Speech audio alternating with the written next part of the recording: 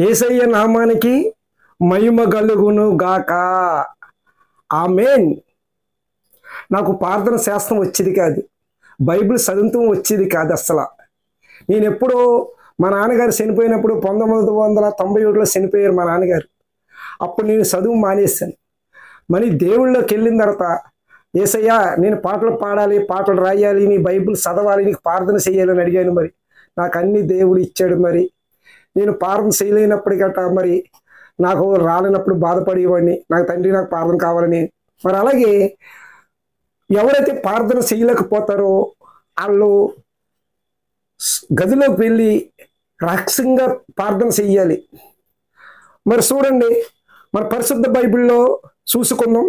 మత్తయి సువార్త 6:6 చదువుకుందాం. చూడండి, నీవు ప్రార్థన చెయ్యలేనప్పుడు నీ గదిలోకి వెళ్ళి తలుపు వేసి రహస్యమందున్న తండ్రికి ప్రార్థన చెయ్యము. అప్పుడు నీ రహస్యము చూచుచు నీ తండ్రి నీకు ప్రతిఫలం ఇచ్చును. నువ్వు ప్రార్థన చేయలేనప్పుడు రహస్యంగా నీ గదిలోకి వెళ్ళి తలుపు పెట్టి ప్రార్థన చెయ్యి. పరలోకము ఉన్న తండ్రి ఆలకించి నీకు ప్రతిఫలం ఇస్తాడు. నాకు ప్రార్థన రాదేమో, నేను ప్రార్థన చేయలేనేమో, నాకు దేవుడు అందుకే ఇష్టం లేదేమో అనుకున్నాం.